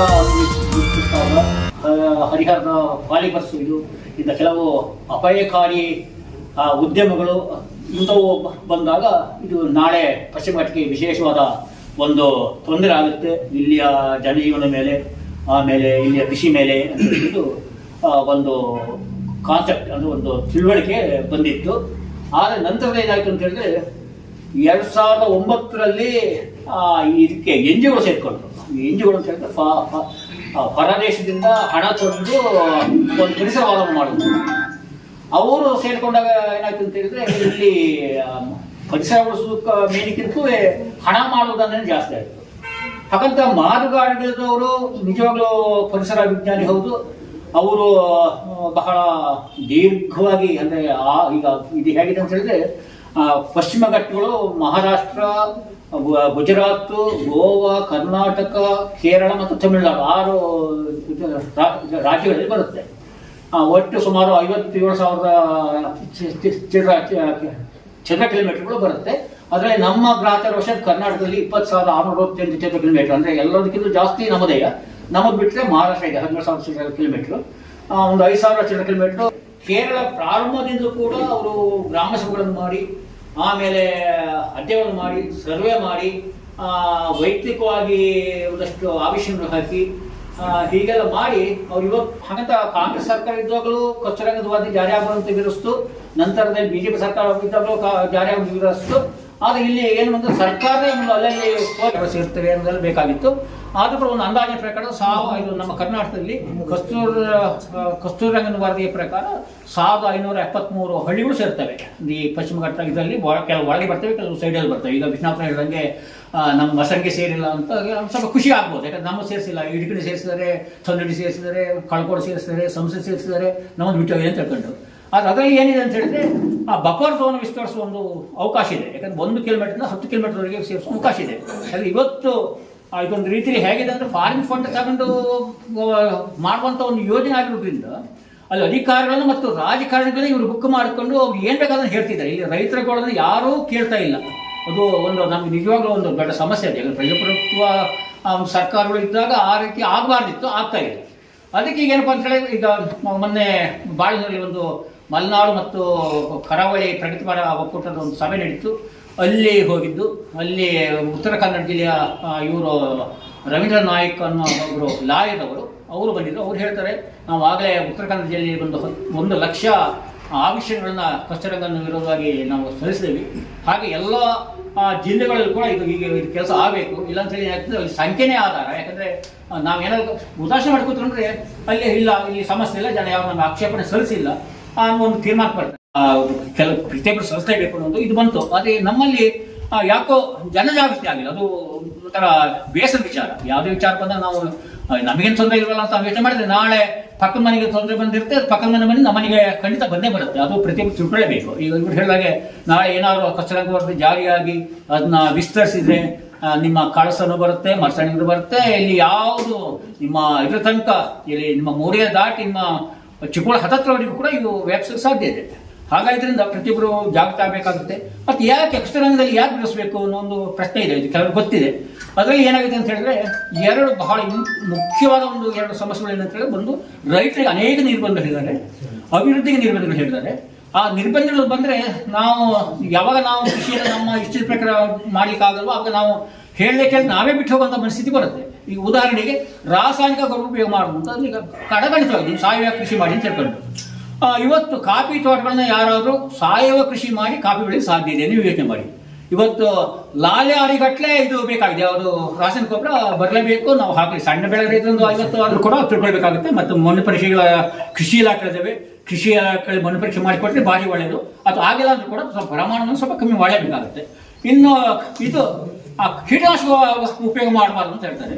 ಕೀಟನಾಶಕ ಅದು ಯಾವುದೇ ಕೃಷ್ಣನಗರದಲ್ಲಿ ಖಡಾಖಂಡಿತವಾಗಿದೆ, ಯಾವುದೇ ಕೀಟನಾಶಕಗಳನ್ನು ಉಪಯೋಗ ಮಾಡಬಾರ್ದು ಅಂತ ಹೇಳ್ಕೊಂಡು. ಇನ್ನು ಅಡಿಕೆಗೆ ಏನಾದ್ರು ನಾವು ಬೋರ್ಡೋಗ್ರಾಮ್ನ ಮಾಡಿಲ್ಲ ಅಂದ್ರೆ ಈ ಮಲೆನಾಡು ಅಡಿಕೆ ಉಳಿದೇ ಇಲ್ಲ. ಅದು ಕೆಲವರು ಹೇಳ್ತಾರೆ ಇಲ್ಲ ಅದಕ್ಕೆಲ್ಲ ಏನು ಇದು ಬರೋದಿಲ್ಲ ಅಂತ ಹೇಳ್ಕೊಂಡು. ಅಂದರೆ ಕೀಟನಾಶಕ ಯಾವುದು ಅಂತ ಬೇಕಲ್ಲ, ಅದು ಒಂದು ಪ್ರಶ್ನೆ ಬರುತ್ತೆ, ಕೀಟನಾಶಕ ಅಂದ್ರೆ ಯಾವುದು ಅಂತಂದ್ರೆ. ನಾಳೆ ಜಾರಿ ಆದ ನಂತರ ಎಲ್ಲವೂ ತರ್ತಾರೆ, ಒಂದೊಂದೇ ತರ್ತಾರೆ, ಪ್ರತಿಯೊಂದು ತರ್ತಾರೆ. ಅವಾಗ ಏನಾಗುತ್ತೆ ಅಂತಂದ್ರೆ ನಾವು ಇಲ್ಲಿ ನಮ್ಮ ರೈತರು ಬೆಳೆ ಬೆಳೀಲಿಕ್ಕೆ ಸಾಧ್ಯ ಇಲ್ಲ. ಒಂದ್ ಕಡೆ ಸಾವಯವ ಕೃಷಿ ಮಾಡಿ ಅಂತ ಹೇಳ್ತಾರೆ, ಮತ್ತೊಂದು ಕಡೆ ಜಾನುವಾರು ಸಾಕಲಿಕ್ಕೆ ನಿರ್ಬಂಧ ಹೇಳ್ತಾರೆ. ಏನಂತ ಹೇಳಿದ್ರೆ ನೀವು ಜಾನುವಾರುಗಳನ್ನ ಮನೆಯಲ್ಲೇ ಕಟ್ಟಿ ಸಾಕಬೇಕು, ಅದು ತಳಿ ಜರ್ಸಿ ಅಂತ ನೀವು ಯಾವನ್ನೂ ಸಾಕಬಾರ್ದು, ಏನಿದ್ರು ಕೂಡ ನೀವು ಮಲೆನಾಡು ಗಿಡಗಳು ಮಾತ್ರ ಸಾಕಬೇಕು ಅಂತ ಅದೊಂದು ಕಂಡೀಷನ್ ಇಟ್ಟಿದ್ದಾರೆ. ಹೊರಗಡೆ ಬಿಡೋ ಹಾಗಿಲ್ಲ, ಮೇವು ಹಾಗಿಲ್ಲ, ಕಟ್ಟಿ ಸಾಕಬೇಕು. ಎಷ್ಟು ಕಟ್ಟಿಗೆ ಸಾಧ್ಯ ಆಗುತ್ತೆ, ನಾವು ಕಟ್ಟಿ ಸಾಕೋ ಜನಗಳನ್ನ ಎಷ್ಟು ಇದನ್ನ ಗೊಬ್ಬರ ಸಾವಯವ ಗೊಬ್ಬರ ಮಾಡಿ ಸಾಧ್ಯ ಆಗುತ್ತೆ, ಇವು ನಾವು ನಮ್ಮನ್ನ ಪ್ರಶ್ನೆ ಮಾಡ್ಕೊಳ್ಬೇಕಾಗುತ್ತೆ. ಹೀಗಾಗಿರೋದ್ರಿಂದ ಈ ವರದಿ ಬಂದರೆ ರೈತರಂತೂ ಖಂಡಿತವಾಗಿಯೂ ನಾವು ಕೃಷಿ ಮಾಡಲಿಕ್ಕೂ ಸಾಧ್ಯ ಇಲ್ಲ, ಅದನ್ನು ಬೆಳಲಿಕ್ಕೂ ಸಾಧ್ಯ ಇಲ್ಲ, ಅಥವಾ ನಾವು ಮುಂದೆ ಹೋಗಲು ಸಾಧ್ಯ ಅಂತ ಪರಿಸ್ಥಿತಿ ಕೃಷಿ ರೈತರಿಗಿದೆ. ಇನ್ನು ಅಭಿವೃದ್ಧಿ ವಿಚಾರ ತಗೊಂಡ್ರೆ ಈ ಒಂದು ಊರು ಹೇಗಿರುತ್ತೆ ಹಾಗೇ ಇರಬೇಕು. ನಿಮ್ಗೆ ಹೊಸ ಮನೆಗಳೇನಾದ್ರು ರಸ್ತೆಗೆ ಆಗಿಲ್ಲ, ನೀವು ನಿಮ್ಮ ಜೀವಮಾನದಲ್ಲಿ ನೀವು ರಸ್ತೆ ಕಾಣಲಿಕ್ಕೆ ಸಾಧ್ಯ ಇಲ್ಲ, ವಿದ್ಯುತ್ ಶಕ್ತಿ ಕಾಣಲಿಕ್ಕೆ ಸಾಧ್ಯ ಇಲ್ಲ, ಏನೇನೋ ಅಭಿವೃದ್ಧಿಗಳು ಒಂದು ಕೆರೆ ಕಟ್ಟೆಗಳನ್ನು ಮಾಡಲಿಕ್ಕೆ ಸಾಧ್ಯ ಆಗೋದಿಲ್ಲ. ನೀರಿನ ವ್ಯವಸ್ಥೆಗಳನ್ನ ಏನಾದ್ರು ಅರಣ್ಯ ಭೂಮಿಯಿಂದ ನಿಮ್ಮ ಇದಕ್ಕೆ ಬೇಕು ಅಂದ್ರೆ ಅದು ಕೂಡ ಇವತ್ತಾರು ಒಂದು ಪರ್ಮಿಷನ್ ತಗೊಂಡು ಮಾಡ್ಕೊಳ್ಬೋದು. ನಾಳೆ ಅದನ್ನು ಕಸ್ತೂರಂಗದ ಜಾರಿ ಆದರೆ ನೀರು ಕಡೆ ಕೂಡ ಒಂದು ಇದನ್ನ ತರದೇ ರೀತಿಯ ಒಂದು ಕಾನೂನನ್ನು ಜಾರಿ ಮಾಡ್ತಾರೆ. ಹೀಗೆಲ್ಲ ಇರಬೇಕಾದ್ರೆ ಈಗ ನಮಗೆ ರಸ್ತೆ ಒಂದು ಮೋರಿ ಕಟ್ಟಬೇಕಾಗುತ್ತೆ. ಮೋರಿ ಕಟ್ಟಬೇಕು ಅಂದ್ರೆ ಅನಿವಾರ್ಯ ಆದರೆ ಅವಾಗ ಅರಣ್ಯ ಇಲಾಖೆ ಒಂದು ಒಪ್ಪಿಗೆ ಪಡ್ಕೊಳ್ಬೇಕಾಗುತ್ತೆ. ಇನ್ನು ಕಸ್ತೂರಂಗನ ವರದಿ ಪ್ರಾಧಿಕಾರ ಒಂದು ಒಪ್ಪಿಗೆ ಪಡಬೇಕಾಗುತ್ತೆ. ಈ ರೀತಿ ನಾವು ಒಪ್ಪಿಗೆ ಪಡ್ಕೊಂಡು ಮಾಡ್ಕೊಂತ ಹೇಳಿದ್ರೆ ಇವತ್ತೇನಾದ್ರು ನೀವು ಅರಣ್ಯ ಇಲಾಖೆ ಒಪ್ಪಿಗೆ ಪಡೆದು ಯಾವ್ದಾದ್ರು ನಿಮಗೆ ರೈತರಿಗೆ ಅನ್ಕೊಳ್ಳೋದು ಒಪ್ಪಿಗೆ ಕೊಡ್ತಾ ಇದೆಯಾ, ಕೊಡುತ್ತಾ? ಖಂಡಿತ ಕೊಡಲ್ಲ. ಇನ್ನು ಅರಣ್ಯ ಇಲಾಖೆ, ಕಸ್ತೂರಂಗನ ಪ್ರಾಧಿಕಾರ, ಇವನ್ ಇಂಥವು ಎಲ್ಲವೂ ಬೇರೆ ಬೇರೆ ಇದರಿಂದ ನೀವು ಒಪ್ಪಿಗೆ ಪಡೆದುಕೊಂಡು ಅಂತ ಹೇಳಿದ್ರೆ ನಮ್ಮ ಜೀವಮಾನದಲ್ಲಿ ಯಾವತ್ತೂ ಒಪ್ಪಿಗೆ ಪಡೆದು ನಾವು ಕೆಲಸ ಮಾಡಕ್ಕೆ ಸಾಧ್ಯ ಆಗೋದಿಲ್ಲ. ಹಾಗಾದ್ರಿಂದ ಇವತ್ತು ಅರಣ್ಯ ಸಂರಕ್ಷಣೆ ಕಾಯ್ದೆ ಇದೆ, ವನ್ಯಜೀವಿ ಸಂರಕ್ಷಣೆ ಕಾಯ್ದೆ ಇದೆ, ಪರಿಸರ ಸಂರಕ್ಷಣೆ ಕಾಯ್ದೆ ಇದೆ. ಈ ಕಾಯ್ದೆಗಳಲ್ಲೇ ಇವತ್ತಿನ ರೈತರು ಹೈರಾಣ ಇದ್ದು ಹೋಗಿದ್ದಾರೆ. ಯಾಕಂತೇಳಿ ಇವತ್ತು ಇದ್ರ ಮೇಲೆ ಇನ್ನೊಂದು ಹೇರ್ಕೊಂಡು ಇದು ಸೂಕ್ಷ್ಮ ಈ ಕೆಲವಗಳಲ್ಲಿ ಪರಿಹಾರ ಕೊಟ್ಟರೆ ಬಿಡಿಸಲ್ಲ. ಇಲ್ಲಿ ಪರಿಹಾರ ಏನಿಲ್ಲ, ನಾವು ಇದನ್ನ ಅಲ್ಲೇ ಬಿಟ್ಬಿಟ್ಟೆ ಹೋಗ್ತಾ ಇರ್ಬೇಕು, ನಮಗೆ ಬದುಕಿ ಸಾಧ್ಯ ಅಂತ ಹೇಳ್ಕೊಂಡು ಅಂತ ಒಂದು ಸ್ಥಿತಿ ಕಸ್ತೂರಂಗನ ವರದಿ ಜಾರಿ ಆದರೆ ಆ ಪರಿಸ್ಥಿತಿ ನಮ್ಮ ಮಲೆನಾಡಿಗೆ ಬರುತ್ತೆ. ಹಾಗಾದ್ರಿಂದ ಎಲ್ಲರೂ ಕೂಡ ಆದಷ್ಟು ಹೆಚ್ಚಿನ ಸಂಖ್ಯೆಯಲ್ಲಿ ಆ ಕೃಷಿನ ಸಲ್ಸಬೇಕಾಗಿದೆ. ಯಾಕಂದ್ರೆ ನಾವು ಹೇಗಿದ್ದು ಅಂತ ಹೇಳಿದ್ರೆ ನಾವು ನಮ್ಗೆ ಒಂದು ಹೊರಗಡೆ ಹೋಗ್ತಿದ್ವಿ, ಇದು ಮಾಡ್ತಿದ್ವಿ, ಕೆಲವು ಸಭೆ ಪಾಲ್ಗೊಳ್ತಿದ್ವಿ. ಹಾಗಾಗಿ ನಮ್ಗೆ ಅಷ್ಟು ಯಾಕೆ ಸಲ್ಲಿಸಬೇಕು ಅನ್ನೋದು ಅರಿವು ಬಂದಿತ್ತು. ಇಲ್ಲಿ ಜನರಿಗೆ ಅದು ತಿಳುವಳಿಕೆ ಬರ್ತಾ ಇಲ್ಲ. ಹಾಗಾದ್ರೆ ನಾವು ಅಲ್ಲಿ ಸಂಸ್ಥೆ ಪ್ರಾರಂಭ ಮಾಡೋದು, ಅದಕ್ಕೆ ಸುಜಿತ್ತು, ಶ್ರೀನಿವಾಸ ಪೂಜಾರಿ ಇವರು ಸ್ವಲ್ಪ ನಮಗೆ ಹೆಚ್ಚು ಒತ್ತು ಕೊಟ್ಟರು. ಯಾಕಂದ್ರೆ ನಾವು ನಮ್ಮ ಸ್ಥಳೀಯವಾಗಿ ಒಂದು 2-3 ಹಳ್ಳಿಗಳು ಮಾಡ್ಕೊಂಡು ಸುಮ್ಮನೆ ಅಣತಿದ್ದು. ಆದರೆ ಅವರು ಹಾಗೆ ಮಾಡಿದ್ರು, ಅಲ್ಲಿ ಬರ್ಲಿಕ್ಕೆ ಇಲ್ಲಿ ಬರ್ಲಿಕ್ಕೆ ಅಂದರೆ ಇಲ್ಲಿ ಮಾಡಿದ್ರು. ಹಾಗೆ ನಾವು ಅಲ್ಲಿ ಅಂದರೆ ಮನೆಮನೆ ಹೋಗ್ತಿರ್ಲಿಲ್ಲ, ನಾವು ಎಲ್ಲಿ ಒಂದು ಸ್ಥಳವನ್ನು ನಿಗದಿಪಡಿಸ್ಕೊಳ್ತಿದ್ದು, ಅಲ್ಲಿಗೆ ಹೋಗ್ತಿದ್ದು. ಅಲ್ಲಿ ಆ ಊರಿನ ಜನರೆಲ್ಲ ಉದಾಹರಣೆಗೆ ನಮ್ಮ ಸಂಸ್ಥೆ ಮಾತಾಡಿದ್ರೆ ಮುಳ್ಳೋಡಿ ಒಂದು ದಿವಸ ಹೋದು, ಜಾರ್ಖಂಡ್ ಒಂದು ದಿವಸ ಹೋದು, ಕಲ್ಲಂಟಿ ಒಂದು ದಿವಸ ಹೋದು, ನೆಲ್ಲಿಬೇಡು ಒಂದು ದಿವಸ, ತೆಂಗಿನಕೊಂಡ ಒಂದು ದಿವಸ, ಹೀಗೆ ಅಲ್ಲಿ ಕಾರ್ಲೆ, ಕಳಕೋಡು, ಹೀಗೆ ಅಲ್ಲೆಲ್ಲ ಸಾಧಾರಣ ನಮ್ಮ ಇದು ಸಂಸ್ಥೆ ಗ್ರಾಮದ ಕೆಲವು ಹಳ್ಳಿಗಳನ್ನೆಲ್ಲ ಕವರ್ ಮಾಡ್ತೀವಿ. ಹಾಗೆ ಮೊನ್ನೆ ಸೋಮವಾರ ದಿವಸ ನಮ್ಮ ಹೋರಾಡಿ ಕೂಡ ಬರ್ಲಿಕ್ಕೆ ಹೇಳಿದ್ರು, ಅಲ್ಲಿ ಕೂಡ ನಾವು ಹೋಗಿದ್ದು, ಅಲ್ಲಿ ಕೂಡ ಒಂದು ಇದಾಗಿದೆ. ಈಗ ಇವತ್ತು ಕಗ್ಗನಹಳ್ಳಿ ಇದು ಕೊಟ್ಟು ಇದು ನಿನ್ನೆ ಅಷ್ಟೇ ನಮಗೆ ಇಲ್ಲಿ ಸಂಸ್ಥೆ ಇದರಿಂದ ನಿಮ್ಮ ಮನಸ್ಸಿನ ಪಂಚಾಯತಿಂದ ನಮಗೆ ನೀವು ಬನ್ನಿ, ಯಾಕಂದ್ರೆ ಆಪರೇಷನ್ ಸರ್ಟಿಫಿಕೇಟ್ ಎಲ್ಲರೂ ಮನಸ್ಸಲ್ಲಿ ಇರುತ್ತೆ. ಆದರೆ ಹೇಗೆ ಕಸೋದು ಹೇಗೆ ಅನ್ನೋದು ಸ್ವಲ್ಪ ಇರೋದು ಅನುಭವಗಳು ಕಮ್ಮಿ ಇರುತ್ತೆ. ಮತ್ತೆ ಇದರಲ್ಲಿ ಸಲ್ಲಿಸಬಹುದು ಅಂತ ಹೇಳಿದೆ. ಯಾವ ರೀತಿ ಅಂತಂದ್ರೆ 1963-64ರಲ್ಲಿ ಸರ್ಕಾರವನ್ನು ಕಾಯ್ದೆ ತಂಬಂತು. ಏನಂತ ಹೇಳಿದ್ರೆ ಕೃಷಿ ಯೋಗ್ಯ ಅರಣ್ಯ ಭೂಮಿನ ಕಂದಾಯವನ್ನಾಗಿ, ಕೃಷಿ ಯೋಗ್ಯವಾದ ಕಂದಾಯವನ್ನು ಅರಣ್ಯವಾಗಿ ಪರಿವರ್ತನೆ ಮಾಡಬೇಕು ಅಂತ. ಅವು ಯಾಕೆ ಕಾಯ್ದು ಅಂತ ಹೇಳಿದ್ರೆ ನಮ್ಮ ದೇಶದಲ್ಲಿ ಆಹಾರ ಉತ್ಪತ್ತಿ ಕಮ್ಮಿ ಇದೆ. ಹಾಗಾಗಿ ಕೃಷಿ ಯೋಗ್ಯ ಇದು ಅರಣ್ಯ ಭೂಮಿಗಳಲ್ಲಿ ಕೃಷಿ ಯೋಗ್ಯ ಇದ್ರೆ ಅದನ್ನು ನಾವು ಕಂದಾಯ ತಗೊಂಡು ಮಾಡಬೇಕು ಅಂತ ಒಂದು ಕಾಣ್ತಂತು. ಅದು ಒಂದು ಒಳ್ಳೆಯ ವಿಚಾರಣೆ. ಆದರೆ ಅಲ್ಲಿ ನಮಗಾದಂಥ ಚಿಕ್ಕಮಗಳೂರಿಗೆ ಆದಂಥ ಅನ್ಯಾಯ ಏನು ಅಂತ ಹೇಳಿದ್ರೆ, ಚಿಕ್ಕಮಗಳೂರು ಜಿಲ್ಲೆಯಲ್ಲಿ 52,318 ಎಕರೆ ಪ್ರದೇಶ ಕಂದಾಯದಿಂದ ಅರಣ್ಯಕ್ಕೆ ಹೋಗಿದೆ. ಆದರೆ 23,154 ಎಕರೆ ಬರೀ ಅರಣ್ಯದಿಂದ ಕಂದಾಯ ಬಂದಿದೆ. ಅದು ಎಲ್ಲಿ ಬಂದಿದೆ ಏನದು ನಮಗೆ ಗೊತ್ತಿಲ್ಲ. ನಮ್ಮ ಸಂಸ್ಥೆ ಗ್ರಾಮದ ಲೆಕ್ಕ ತಗೊಂಡ್ರೆ ಒಂದು ಸರ್ವೆ ನಂಬರ್ 812 ಎಕರೆ ಆ ಲೆಕ್ಕದಲ್ಲಿ ಹೋಯಿತು. ಸರ್ವೆ ನಂಬರ್ 340 ತಗೊಂಡ್ರೆ 545 ಎಕರೆ ಹೋಯಿತು. ಅಲ್ಲಿ SK ಮೇಘಲ್ ತಗೊಂಡ್ರೆ ಅಲ್ಲಿ ಇದೇ ಇಲ್ಲ, ಇಲ್ಲಿ ಕಂದಾಯ ಭೂಮಿ ಇಲ್ಲ. ಇವತ್ತು ನಮ್ಮ ಸಂಸ್ಥೆ ಗ್ರಾಮ ಏನಾಗಿದೆ, ಒಂದು 3 ಸರ್ವೆ ನಂಬರ್ ಕಂದಾಯ ಅನ್ನೋದೇ ಇಲ್ಲ. ಅವರಿಗೆ ಮನೆ ಕಟ್ಟಿಕೊಂಡಿದ್ದಾರೆ, ವಾಸ ಮಾಡ್ತಿದ್ದಾರೆ, ಅವರಿಗೆ ಮಂಜೂರು ಮಾಡ್ಬೇಕಂದ್ರೆ ದಾರಿ ಇಲ್ಲ ಅಂತ ಪರಿಸ್ಥಿತಿಯಲ್ಲಿ ಇದೆ. ಇದ್ರ ಮಧ್ಯೆ ಏನಾಗಿದೆ ಅಂತ ಹೇಳಿದ್ರೆ, ಈಗ ಏನಂತ ಹೇಳಿದ್ರೆ, ಈಗ ನಮ್ಮ ಅಧಿಕಾರಿಗಳು ಏನ್ ಹೇಳ್ತಾರೆ, ಸುಪ್ರೀಂ ಕೋರ್ಟ್ ಆದೇಶ, ಹೈಕೋರ್ಟ್ ಆದೇಶ ಅಂದ್ರೆ ಬರೀ ಅದನ್ನೇ ಸಾಕ ಬರ್ತಿದ್ದಾರೆ. ಸುಪ್ರೀಂ ಕೋರ್ಟ್ಗೆ ಆಗಲಿ ಹೈಕೋರ್ಟ್ಗೆ ಆಗಲಿ ಯಾವುದೇ ಕಾನೂನು ಮಾಡಲಿಕ್ಕೆ ಅಲ್ಲಿ ಅವಕಾಶ ಇಲ್ಲ. ಕಾನೂನು ಮಾಡಬೇಕಾಗಿದ್ದು ಒಂದು ನಮ್ಮ ವಿಧಾನಸಭೆ, ಮತ್ತೊಂದು ಪಾರ್ಲಿಮೆಂಟು. ಪ್ರಜೆಗಳು ಒತ್ತಾಯ ಮಾಡಿದಾಗ ರಾಜ್ಯ ಸರ್ಕಾರ ಆದಂಥ ಕಾನೂನುಗಳನ್ನು ಇವರು ತಿದ್ದುಪಡಿ ಮಾಡಬೇಕು, ಇವರಿಗೆ ಆದಂಥ ಕಾನೂನುಗಳನ್ನು ಪಾರ್ಲಿಮೆಂಟ್ ತಿದ್ದುಪಡಿಬೇಕು. ತಿದ್ದುಪಡಿ ಮಾಡಬೇಕು ಅಂದರೆ ಜನರ ಹೋರಾಟ ಬಲವಾಗಿರಬೇಕು. ಜನರ ಹೋರಾಟ ಮಾಡಲಾಂದ್ರೆ ಮಗು ಅಳದೆ ಹೇಗೆ ತಾಯಿ ಹಾಲು ಕೊಡ್ತಿಲ್ವೋ ಅದೇ ರೀತಿ ಪ್ರಜೆಗಳು ಹೇಳಿಲ್ಲ ಅಂತ ಹೇಳಿ ಕಾನೂನುಗಳು ಬಂದು ಅವ್ರು AP ಜಗನ್ ಕಾಲ ಅದನ್ನೇ ಹೇಳ್ತಿದ್ರು. ಇವತ್ತು ಎಂಥ ಕಾಲ ಬಂದಿದೆ ಅಂತ ಹೇಳಿದ್ರೆ ಹೋರಾಟ ಮಾಡಿಯೇ ಪಡೆಯುವ ಪರಿಸ್ಥಿತಿ ಬಂದಿದೆ. ಇವತ್ತು ನಾವು ಕೇಳಿದ ತಕ್ಷಣ ಬರೋದಿಲ್ಲ, ಹೋರಾಟ ಮಾಡಿ ಪಡಬೇಕು ಅಂತ ನಾವು ಅದಕ್ಕೆ 2 ಉದಾಹರಣೆ ಬಿಟ್ಟು ನಮ್ಮ ರಾಷ್ಟ್ರೀಯ ಉದ್ಯಾನ ಹೋರಾಟ, ನಮ್ಮದು ಗಣಿಗಾರಿಕೆ ಹೋರಾಟ, ಅದು ಒಂದು ಸ್ವಲ್ಪ ನಮಗೆ ಆ ಹೋರಾಟಕ್ಕೆ ಬಹಳ ಒಂದು ಅನುಭವ ಬಂತು. ಅಂದರೆ 2 ಯಶಸ್ವಿ ಆಗಿವೆ. ಹಾಗೆ ಈಗ ಕ್ವಶ್ಚನ್ ವರದಿಯಲ್ಲಿ ಕೂಡ ನಾವೇನಾದ್ರು ಒಮ್ಮತದಲ್ಲಿ ನಾವು ಎಲ್ಲರೂ ಸೇರಿ ಆಪ್ಷನ್ ಹಾಕೋರು ಇದರಲ್ಲಿ ಯಶಸ್ವಿ ಆಗೋದಂತೂ ಒಂದು ನಿರೀಕ್ಷೆ ಇದೆ.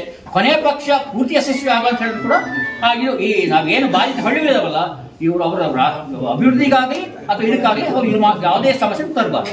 ಅಂಡ್ ಇದರಲ್ಲಿ ಈಗ ಹೇಗೆ ಅಂತ ಹೇಳಿದ್ರೆ, ಈಗ ಅರಣ್ಯ ಇದರಲ್ಲಿ 2006ರಲ್ಲಿ ಇದು ಅನುಸೂಚಿತ ಬೆಳೆಗೊಟ್ಟಿರ ಮತ್ತು ಅರಣ್ಯವಾಸದ ಒಂದು ಕಾಯ್ದೆ ತಂದು 2006ರಲ್ಲಿ ಅದು ಸ್ಟಾರ್ಟ್ ಮಾಡಿದ್ರು. 2008ರಲ್ಲಿ ಇದು ಕಾರ್ಯರೂಪ ಬಂತು. 2009ರಲ್ಲಿ ನಾನು ಸಂಸ್ಥೆ ಗ್ರಾಮದಲ್ಲಿ ಅದರ ಅರಣ್ಯ ಹಕ್ಕು ಸಮಿತಿ, ಗ್ರಾಮ ಅರಣ್ಯ ಸಮಿತಿಯ ಕಾರ್ಯದರ್ಶಿಗೆ ಕೆಲಸ ಮಾಡಿದ್ರು. ಒಂದು 75 ಇವರಿಗೆ ವರಿಷ್ಠ ವರ್ಗದಲ್ಲಿ ಇದು ಕೊಡಲಿಕ್ಕೆ ಸಾಧ್ಯ ಆಯಿತು.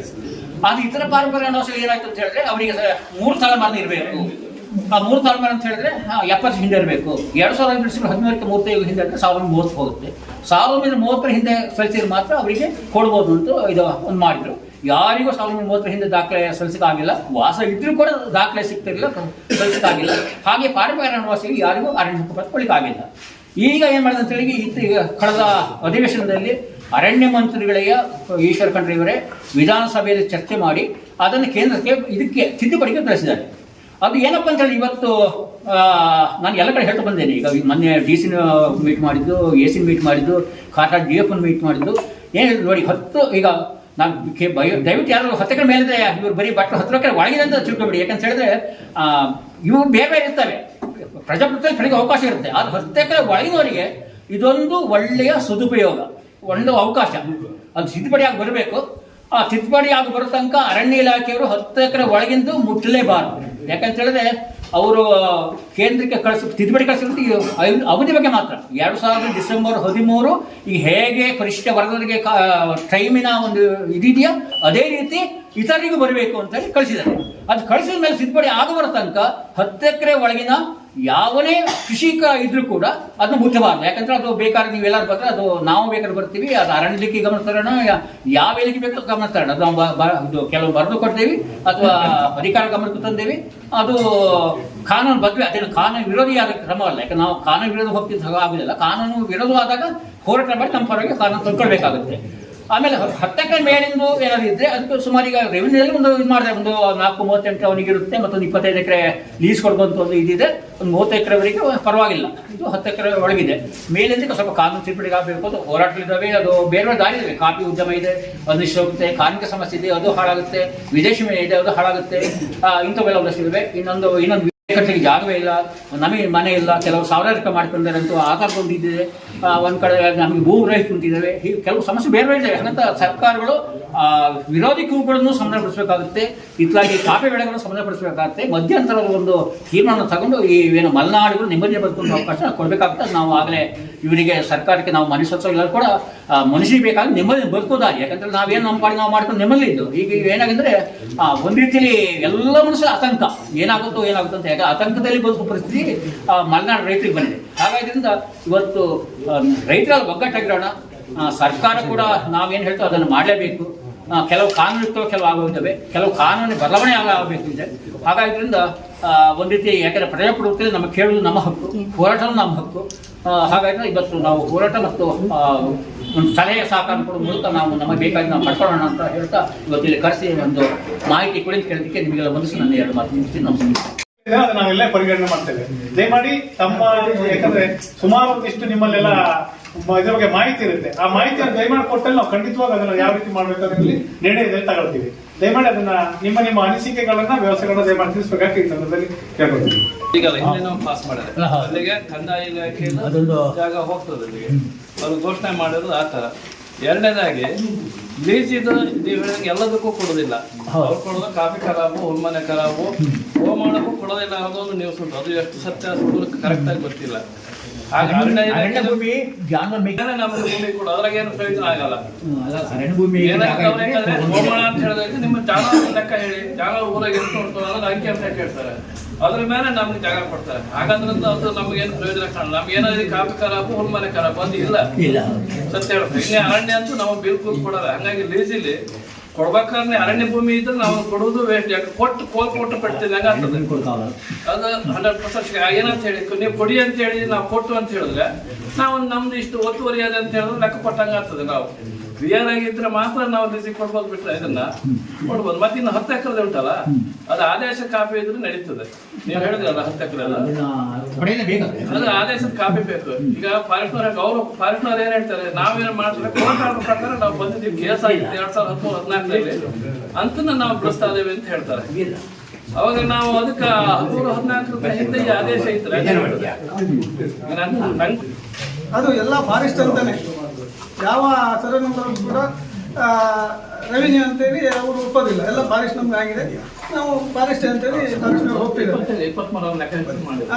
ಆಮೇಲೆ ಇನ್ನೊಂದು ಏನಂತ ಹೇಳಿದ್ರೆ, ನಾವು ಈಗ ಅವರು 4-1 ಕಳಿಸಿದ್ದಾರೆ, ಪ್ರಸ್ತಾವನೆ ಕಳಿಸಿದ್ದಾರೆ. 4-1 ಆದ ನಂತರ 17 ಆಗುತ್ತೆ. 17 ಆದ್ರೆ ಪಕ್ಕಾ ಫಾರೆಸ್ಟ್, ಯಾವುದೇ ಕಾರಣಕ್ಕೂ ವಾಪಸ್ ಬರ್ಲಿಕ್ಕಿಲ್ಲ.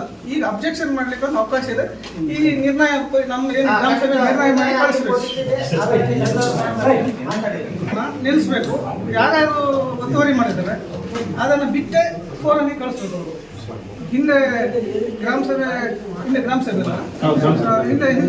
ಹಿಂದಿನ ಅಧ್ಯಕ್ಷತೆಯಲ್ಲಿ ನಮ್ಮ ಶ್ರೇಣಿಕರಿದ್ರು, ಅಮಿತ ಕೂಡ ನಾವು ಅದನ್ನ ರಿಸರ್ವೇಷನ್ ಮಾಡಿ ಕಳಿಸಿದ್ದೀವಿ. ಅದೇನಾಯ್ತಾ ಗೊತ್ತಿಲ್ಲ. ಈಗ ಒಂದು ಸೈಟ್ ಮಾಡ್ಲಿಕ್ಕೆ ಕೂಡ ಅವ್ರ ಪ್ರಕಾರ 1 ಎಕರೆ ಮಂಜೂರು ಮಾಡೋಕೆ ಕೂಡ ಡಿಮುಂಡ ಇರೋದ್ರಿಂದ ಆಗೋದಿಲ್ಲ. ಅದನ್ನ ಈಗ ರಿಸರ್ವೇಷನ್ ಮಾಡಿ ಕಳಿಸ್ಬೇಕು. ಮುಂದೆ ಜನರಿಗೆ ಗೊತ್ತಿಲ್ಲ. ಇದು ಮುಂದೆ ಏನಾಗುತ್ತೆ ಅಂದ್ರೆ ಡಿಮುಂಡ ಅಂದ ತಕ್ಷಣ ಯಾರಿಗೂ ಗೊತ್ತಿಲ್ಲ. ಅದು ಫಾರೆಸ್ಟ್ ಆದ ನಂತರ ಗೊತ್ತಾಗುತ್ತೆ.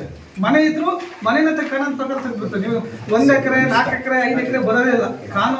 ಕಾನೂನಲ್ಲಿ ಎಲ್ರಿಗೂ 1 ಎಕರೆ ಇದ್ರು ಒಂದೇ, 10 ಎಕರೆ ಇದ್ರು ಒಂದೇ. ಅಲ್ಲೇ ನಾವು ತಿದ್ದುಪಡಿ ತಂದಿಲ್ಲ. ತಿದ್ದುಪಡಿ ಸರ್ಕಾರ ಅಂತಂದ್ರೆ 10 ಎಕರೆ 1 ಎಕರೆ 100 ಎಕರೆ ಮುಂದೆ ಅವರು ಮನೆ ಇದ್ರು ತೆಗಿತಾರೆ, ಕಾಫಿ ತೋಟ ಇದ್ರು ತೆಗಿತಾರೆ. ಇದನ್ನು ನಿರ್ಣಯ ಮಾಡಿ 4-1 ಆಗಬಾರ್ದು. ಅದನ್ನು ವಾಪಸ್ ನಮ್ಮ ಬಸ್ಸಡಿಯಲ್ಲಿ ಎಷ್ಟು ಸರ್ವೆ ನಂಬರ್ ನಮ್ಮ ಹತ್ರ ಇದೆ, ಎಲ್ಲ ಸರ್ವೆ ನಂಬರ್ ಇದೆಲ್ಲ ಅದೆಲ್ಲನೂ ವಾಪಸ್ ಈಗ ನಾವು ಅದನ್ನ ಅವರು ಬಿಡಬೇಕಂತೇಳಿ ಕಡೂರು ಸೆಟಲ್ಮೆಂಟ್ ಆಫೀಸರಿಗೆ ಒಂದು ರಿಸರ್ವೇಷನ್ ಮಾಡಿ ಕಳಿಸ್ಬೇಕು ಅಂತ. ನಾನು ಮಹೇಂದ್ರ ಅಂತೇಳಿ ಮಾಜಿ ಚೇರ್ಮನ್ ಮಸ್ಸಡಿಗೆ ಇದನ್ನು ನಾನು ಹೇಳ್ತಾ ಇದ್ದೀನಿ. ಈಗ ಸುರೇಶ್ ಭಟ್ರು ಸಂಕ್ಷಿಪ್ತವಾಗಿ ಇದ್ರ ಬಗ್ಗೆ ಎಲ್ಲ ತಿಳಿಸಿದ್ದಾರೆ. ನಾನು ಹೇಳೋದಂತ ಹೇಳಿದ್ರೆ, ಏನು ಕಸಿರಂಗನ್ ವರದಿದೆ ಕಂಪ್ಲೀಟ್ ಅವೈಜ್ಞಾನಿಕವಾಗಿದೆ. ಜೊತೆಗೆ ಈ ಒತ್ತುವರಿ ಸಂಬಂಧಪಟ್ಟಂಗೆ ಅದು ಕೂಡ ಹಿಂದೆ ಫಾರೆಸ್ಟ್ನವರು ಅವ್ರು ಹೇಳ್ತಾ ಇದ್ರು ಹಿಂದೆಯಿಂದ ಆಗಿದೆ ಅಂತ. ಅದೇನ್ ಮಾಡಿದ್ರೆ ಎಲ್ಲದರಲ್ಲೂ ಮಿಸ್ಟೇಕ್ ಇದೆ. ಶ್ರೇಣೀಕರಣ ಪದೇ ಹೇಳ್ತಾ ಇದ್ರು, ಎಲ್ಲೂ ಬೈಫರ್ಕೇಶನ್ ಆಗಿಲ್ಲ, ಎಲ್ಲೂ ಜಂಟಿ ಸರ್ವೆ ಆಗಿಲ್ಲ. ಆದ್ರೆ ಸುಮ್ಮನೆ ಖುಷಿ ಬಂದಂಗೆ ರೆವಿನ್ಯೂ ಇಲಾಖೆಯಿಂದ ದಾಖಲೆಗಳನ್ನು ತಗೊಂಡು DC ಅವರು ಗೋಪಾಲಕೃಷ್ಣ ಗೌಡರು ಬರೆದಿದ್ದಾರೆ. ಅದಕ್ಕಿಂತ ಹಿಂದೆ ಫಾರೆಸ್ಟ್ ಡಿಪಾರ್ಟ್ಮೆಂಟ್ಗೂ ಹಂಗೇನೆ ಬರ್ಕೊಟ್ಟಿದ್ದಾರೆ ಆ ಅಧಿಕಾರ ಟೈಮಲ್ಲಿ. ಅದನ್ನೆಲ್ಲ ಪುನರ್ ವಿಮರ್ಶೆ ಆಗ್ಲೇಬೇಕು. ಅದಕ್ಕೆ ನಮ್ದು ಒಂದೇ ಒಂದು ಹೋರಾಟ ಅಂತ ಹೇಳಿದ್ರೆ, ನಾವುಗಳು ಈಗೆಲ್ಲ ನೀವು ಹೋದ್ಸಲ ಲೆಕ್ಕ ಡೆಲ್ಲಿ ಚಲೋ ಅಂತೇಳಿ 2 ವರ್ಷಗಳ ಕಾಲ ರೈತರು ಹೋರಾಟ ಮಾಡಿ ಡೆಲ್ಲಿ ತನಕ ಅವರು ಸ್ಟ್ರೈಕ್ ಮಾಡಿದ್ರು. ನಾವು ಗಾಂಧಿ ಪ್ರತಿಮೆ ಮುಂದೆ ಹೋಗಿ ಹೋರಾಟ ಮಾಡಲೇಬೇಕಾಗ್ತದೆ. ಇದಕ್ಕೆಲ್ಲ ಜನಪ್ರತಿನಿಧಿಗಳಿಗೆ ನಾವು ಕನ್ವಿನ್ಸ್ ಮಾಡಲೇಬೇಕು. ಯಾವ ಸರ್ಕಾರ ನಾವು ದೂರ, ಕಾಂಗ್ರೆಸ್ ಇದೆ, ಹಿಂದೆ BJP ಇದೆ. ಈ ಸರ್ಕಾರ ಮಿನಿಸ್ಟರ್ನ ಯಾರನ್ನೋ ಬಯಸಿನವ್ರು ಮಾಡ್ತಾರೆ. ಇಲ್ಲಿ ಪರಿಸ್ಥಿತಿ ಯಾರಿಗೆ ಗೊತ್ತಿರಲ್ಲ. ಇಲ್ಲಿ ಪರಿಸ್ಥಿತಿನ ನಾವೇ ಜನರಿಗೆ ತಿಳಿಸ್ಬೇಕು. ನಾವು ಕೃಷಿ ಮಾಡ್ತೀವಿ ಅಂತ ಹೇಳಿದ್ರೆ ನಾವೆಲ್ಲೂ ಅರಣ್ಯನ ಹಾಳು ಮಾಡ್ತಾ ಇಲ್ಲ. ಅರಣ್ಯ ಅಂತ ಏನು ಹೇಳ್ತಾರೆ, 18 ಮರದ ಮೇಲಿದ್ರೆ ಅದು ಅರಣ್ಯ ಪ್ರದೇಶ ಅಂತ ಹೇಳ್ತಾರೆ. ಎಲ್ಲೂ 1 ಎಕರೆಗೆ ಈಗ 150 ಮರಕ್ಕಿಂತ ಕಮ್ಮಿ ಕಾಫಿ ತೋಟಗಳು ಇಲ್ಲ. ನಾವು ಯಾವುದು ಅರಣ್ಯ ಪ್ರದೇಶನ ಹಾಳು ಮಾಡ್ತಿಲ್ಲ. NGO ಅವ್ರು ಹೇಳಂಗೆ ಅವ್ರು ದುಡ್ಡು ಮಾಡಕ್ಕೆ ಅವ್ರು ಮಾಡಿದ್ದಾರೆ. ನಾವು ಆ ಥರ ಈ ಕೃಷಿ ಭೂಮಿನ ಮಿಸ್ಯೂಸ್ ಮಾಡ್ಕೊಂಡ್ಲೇ ಇಲ್ಲ. ರಾಸಾಯನಿಕ ಗೊಬ್ಬರ ಅನಿವಾರ್ಯವಾಗಿ ಸ್ವಲ್ಪ ಜಾಸ್ತಿ ಉಪಯೋಗಿಸ್ಕೊಳ್ಳೋದು, ಅದನ್ನು ಕಮ್ಮಿ ಮಾಡ್ಕೊಳ್ಳೋಕ್ಕೆ ಕಂಡೀಷನ್ ಆಗಲಿ, ಪರವಾಗಿಲ್ಲ. ಒಂದು ಮತ್ತು ನೋಡಿ ನಾವೆಷ್ಟು ಕೆಲಸ ಕೊಡ್ತಾ ಇದ್ದೀವಿ. ನಮಗೆ ಅಸ್ಸಾಮವ್ರು ಬರ್ತಾರೆ, ಬಿಹಾರ ಬರ್ತಾರೆ, ಒರಿಸ್ಸಾದವ್ರು ಬರ್ತಾರೆ, MP ಅವ್ರು ಬರ್ತಾ ಇದ್ದಾರೆ. ಅಲ್ಲೆಲ್ಲ ಎಷ್ಟು ಬಡತನ ಇದೆ ನಮ್ಮ ದೇಶದಲ್ಲಿ. ಅವರೆಲ್ಲ ಬಂದು ಇಲ್ಲಿ 250 ರೂಪಾಯಿಗೆ ದುಡಿತಿದ್ದಾರೆ, ಅವ್ರಿಗೆ ಕೆಲಸ ಕೊಡ್ತಾ ಇದ್ದೀವಿ. ಅವರಿಗೆಲ್ಲ ನಾಚಿಕೆ ಆಗಬೇಕು. ನಾವೆಷ್ಟು ನೋಡಿ. ಅದ್ರ ಜೊತೆಗೆ ಕಾಫಿ ಇಂಟರ್ನ್ಯಾಷನಲ್ ಮಾರ್ಕೆಟ್ ಬ್ರೆಜಿಲಲ್ಲಿ ಹೋಗಿದೆ, ವಿಯೆಟ್ನಾಮಲ್ಲಿ ಹೋಗಿದೆ. ಇದನ್ನು ಬೇಗ 160 ದೇಶಗಳಲ್ಲಿ ನಾವು ಬೆಳೆಯೋ ಕಾಫಿಗೆಲ್ಲ ಉಪಯೋಗಿಸ್ತಾ ಇದೆ. ಇದಕ್ಕೆ ಟ್ಯಾಕ್ಸ್ ಎಷ್ಟು ಬರುತ್ತೆ ಸರ್ಕಾರಕ್ಕೆ? ಇದನ್ನ ಯಾಕೆ ನಾವು ಕನ್ವಿನ್ಸ್ ಮಾಡಲ್ಲ? ಇದು ಯಾಕೆ ಸರ್ಕಾರಗಳು ಯಾಕೆ ಕನ್ವಿನ್ಸ್ ಆಗಲ್ಲ? ನಾವು ಯಾವ್ದು ಪ್ರಕೃತಿನ ಹಾಳು ಮಾಡ್ದಂಗೆ ಅದನ್ನ ಒಳ್ಳೆ ರೀತಿಯಲ್ಲಿ ಉಪಯೋಗಿಸ್ಕೊಳ್ಳೋಂಥ ಕಾನೂನು ಮಾಡಲಿ ಅಂತ ಈ ಹೋರಾಟಕ್ಕೆ ನಾವೆಲ್ಲರೂ ಸೇರ್ಬೇಕು. ಎಲ್ಲ ಹೇಳಂಗೆ ನೋಡಿ ಶೆಣಕಂಗೆ ಹೇಳಿದ್ರು, ನಾವು 100 ಜನ ಇದ್ದೀವಿ. ನಾವು ಕಮ್ಮಿ ರಿಪೋರ್ಟ್ ಏನು ಹೇಳ್ತಾರೆ, ಇಲ್ಲ ಅಲ್ಲಿರೋದೇ 100 ಜನ, ಇಲ್ಲ 5,000 ಎಕರೆ ಇದೆ, 100 ಜನಕ್ಕೆ ಹೆಂಗೋ ನಡ್ಕೊಂಡು ಹೋಗ್ತಾರೆ ಅಂತ ಆಗ್ಬಿಡುತ್ತೆ. ನಾವು ಹೆಚ್ಚಿನ ಸಂಖ್ಯೆಯಲ್ಲಿ ಹೋಗಿ ನಾವು ಸ್ಟ್ರೈಕ್ ಮಾಡಬೇಕು. ಸರ್ಕಾರದ ವಿರುದ್ಧ ವಾರಗಟ್ಟಲೆ ಕೂತು ಪ್ರತಿಭಟನೆ ಮಾಡಿದರೆ ಮಾತ್ರ ಸಾಧ್ಯ ಆಗುತ್ತೆ. ಜೊತೆಗೆ ಕಾನೂನು ತಜ್ಞರನ್ನು ನಾವು ಜೊತೆ ಕರ್ಕೊಂಡು ಹೋಗಿ ಹೋರಾಟ ಮಾಡಬೇಕು. ಹಂಗಿದ್ರೆ ಮಾತ್ರ ಸಾಧ್ಯ. ಇಲ್ಲ ಅಂದ್ರೆ ಎಷ್ಟು ಸಭೆಗಳನ್ನು ಮಾಡಿ ಯೂಸ್ ಆಗೋದಿಲ್ಲ. ನನ್ನ ಕಳಿಸಲ್ಲ ಸ್ಟ್ರೈಕ್ ಮಾಡಿ ಖುಷಿ ಆಯ್ತು, ಒಳ್ಳೆ ಜನ ಸೇರಿದ್ರು. ಮುಂದಿನ ಭಾಗ ಏನು ಅಂತ ನಮ್ಗೆ ಬೇಕಾಗಿದೆ. ಮುಂದುವರೆದ ಭಾಗ ಏನು? ಮೊನ್ನೆ ಸ್ಟ್ರೈಕ್ ಆಗಿದ್ದಕ್ಕೆ ಮುಂದೆ ಏನು ಕ್ರಮ ತಗೊಂಡಿದ್ದೀವಿ? ಏನಿಲ್ಲ, ಅಲ್ಲಿ ಕ್ಲೋಸ್ ಅದು. ಇನ್ನೊಂದ್ಸಲ ಯಾವ್ದೋ ಸುಪ್ರೀಂ ಕೋರ್ಟ್ ಅಲ್ಲಿ ಇದೆ, 31 ಜಡ್ಜ್ ಬರುತ್ತೆ ಅಂತೇಳಿ 27 ಲಾಸ್ಟ್ ಅಂತೇಳಿ ಒಂದು ಲೆಟರ್ ಕಳಿಸ್ತೀವಿ. ಅದು ಆಗೋದಿಲ್ಲ. ನಾವೆಲ್ಲರೂ ಸೇರಿ ಹೋರಾಟ ಮಾಡಿ ಸಾಧ್ಯ ಆಗುತ್ತೆ. ಎಲ್ಲರೂ ಕೈ ಜೋಡಿಸೋಣ, ಹೀಗೆ ಮುಂದುವರಿಲ್ಲ ಅಂತ ಹೇಳ್ತಾ ನಾನು 2 ಮಾತುಗಳು ರೈತರನ್ನ ಈ ಕೊಟ್ಟು ನಮಗೆ ಭಿಕ್ಷೆ ಬೇಡುವ ಪರಿಸ್ಥಿತಿ ತಂದು ಬಿಟ್ಟಿದೆ ಗೌರ್ಮೆಂಟ್ ಅಲ್ವಾ. ಈಗ ದನಗಳು ಗೋಮಳ ಅಂತೀವಿ, ದನ ಮೇಯಿಸ್ಲಿಕ್ಕೆ ಈಗ ಸಾಕ್ಬೇಕು. ಯಾವುದು ಸಿಂಧಿ ದನ ಅದೇನೋ ಯಾವ್ದು ಸಾಕ್ಲಿಕ್ಕಿಲ್ಲ, ಮಲೆನಾಡು ಗಿಡ್ಡನೇ ಸಾಕ್ಬೇಕಂತಾರೆ.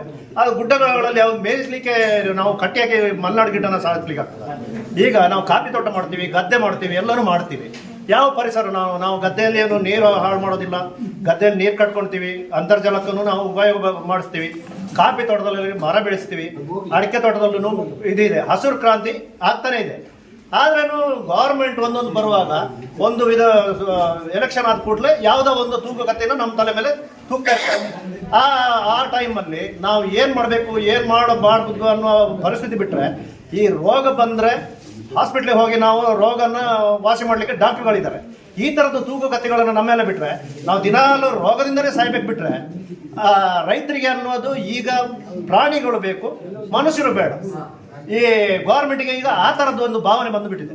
ಪ್ರಾಣಿಗಳನ್ನು ಬೇಕಾದರೂ ಅರಣ್ಯ ಇಲಾಖೆಯವರು ಸಾಕ್ತಾರೆ. ಈಗ ಕಾಟಿ ಆಗಲಿ, ಆನೆಗಳಾಗಲಿ, ಅವು ಎಲ್ಲಿಂದ ತರ್ತಾರೋ, ಇಲ್ಲಿಂದ ಹಿಡಿದ್ರು, ಇನ್ನೊಂದು ತಂದರು, ಕಳಸದಿಂದ ತಂದರು, ಮರ್ಸಡಿಗೆ ಬಿಟ್ಟರು, ಮರ್ಸಡಿಗೆ ತೊಗೊಂಡೋಗಿ ಜವಳಿಯಲ್ಲಿ ಬಿಟ್ಟರು. ಅವ್ರೇನು ಮಾಡೋದು, ಇಲ್ಲಿಂದ ಮಾತ್ರ ಒಂದು ಸಮಸ್ಯೆ ತಗೊಂಡೋಗಿ ಬೇರೆ ಕಡೆ ಬಿಡ್ತಾರೆ. ಬಿಟ್ಟರೆ ಮತ್ತೆ ತಂದು ಸಮಸ್ಯೆ ನಮಗೇನ ಇಟ್ಬಿಡ್ತಾರೆ.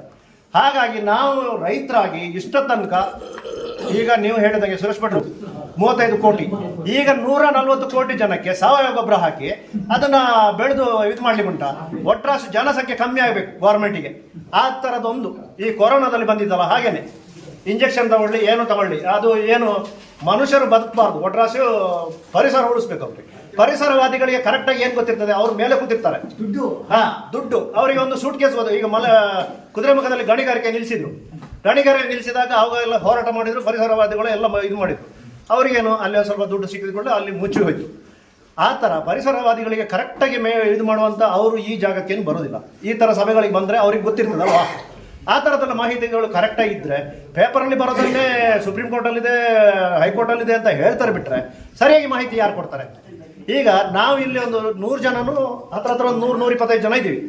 ಈಗ ಮರಸಣಿಗೆ ಗ್ರಾಮಕ್ಕೆ ಇದು ಬರೋದಿಲ್ಲ, ಕಸ್ತೂರಿ ರಂಗನ ವರದಿ ಬರೋದಿಲ್ಲ ಅಂತೇಳಿ ಹೇಳಿದರೆ ನಾವು ಸುಮ್ಮನೆ ಕೂತ್ಕೊಂಡ್ರೆ, ನಮ್ಮ ಪಕ್ಕದ ಮನೆಯವನಿಗೆ ಬೆಂಕಿ ಬಿದ್ದರೆ, ಈಗ ನನ್ನ ಮನೆಗೆ ಬೆಂಕಿ ಬಿದ್ದರೆ ಅವನ ಮನೆ ಸುಟ್ಟೋಗ್ಲಿ ಅಂತೇಳಿ ನಾವು ಸುಮ್ಮನೆ ಕೂತ್ರೆ ಆಗ ಸೌಹಾರ್ದತೆ ಎಲ್ಲಿ ಉಳಿತದೆ ಅಲ್ವಾ?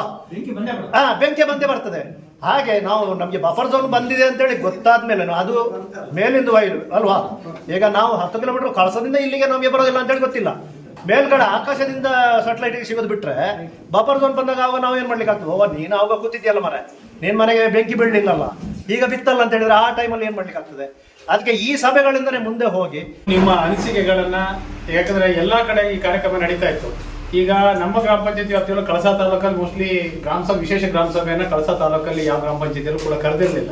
ಬಟ್ ನಾವು ನಿನ್ನೆ ಮೂಡಿಗೆರೆ ಮತ್ತೆ ಶೃಂಗೇರಿ ಭಾಗದಲ್ಲಿ ಎಲ್ಲ ಮೊನ್ನೆಯಿಂದ ಕೇಳಿದಾಗ ಇಲ್ಲ ನಮ್ಮ ಭಾಗದಲ್ಲೂ ಕರಿಬೇಕು, ನಮ್ಮ ಭಾಗದ ಜನರು ಕೂಡ ಆತಂಕದಲ್ಲಿದ್ದಾರೆ ಅನ್ನೋ ಉದ್ದೇಶದಿಂದ ನಾವು ಇವತ್ತು ಸಭೆಯನ್ನು ಕರೆದಿದ್ದೀವಿ.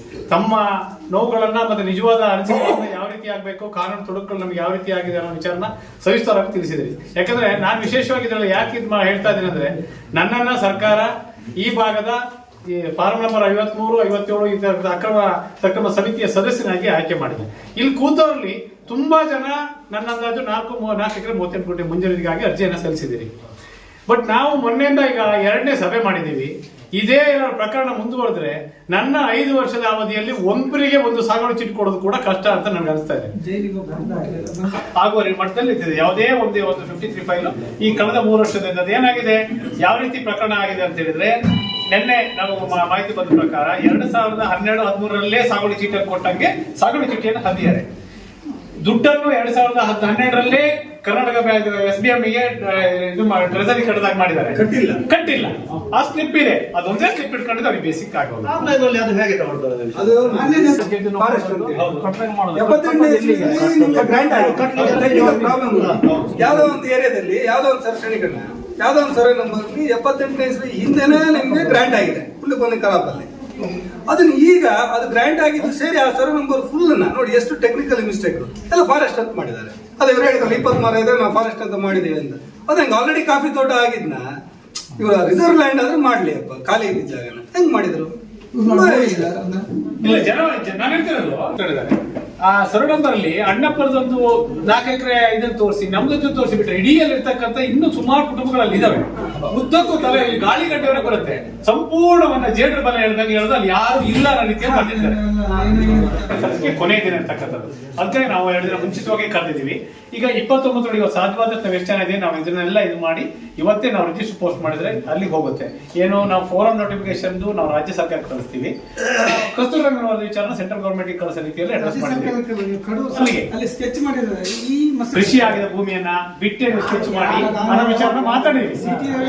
ಯಾರಾದ್ರೂ ತಲೆ ಕೆಡಿಸ್ಕೊಂಡಿಲ್ಲ. ಈ ವಿಚಾರ ಫಿಲಪ್ ಮಾಡ್ತಾರೆ. ದಯಮಾಡಿ ಅದನ್ನು ಮಾಡಿ ಮುಂದುವರ್ಸ್ಕೊಂಡು ಹೋಗ್ಬೇಕು. ಈ ಕಾರ್ಯಕ್ರಮದಲ್ಲಿ ಬಂದು ಇದುವರೆಗೆ ನಾವು ಕಾರ್ಯಕ್ರಮ ಯಶಸ್ವಿ ಮಾಡಿಕೊಟ್ಟಂತ ತಮಗೆಲ್ಲರಿಗೂ ಕೂಡ ಹೃದಯಪೂರ್ವಕವಾದ ವಂದನೆಗಳನ್ನು ಸಲ್ಲಿಸ್ತಾ ಕಾರ್ಯಕ್ರಮವನ್ನು ಮುಕ್ತಾಯಗೊಳಿಸ್ತೀವಿ. ವಿಡಿಯೋ ನೋಡಿದ್ದಕ್ಕೆ ಧನ್ಯವಾದಗಳು. ಮುಂದಿನ ವಿಡಿಯೋದಲ್ಲಿ ಸಿಗೋಣ. ಕ್ಷಣ ಕ್ಷಣದ ಸುದ್ದಿಗಾಗಿ ವೀಕ್ಷಿಸಿ ನ್ಯೂಸ್ ಕರ್ನಾಟಕ, ಸದಾ ನಿಮ್ಮ ಜೊತೆ.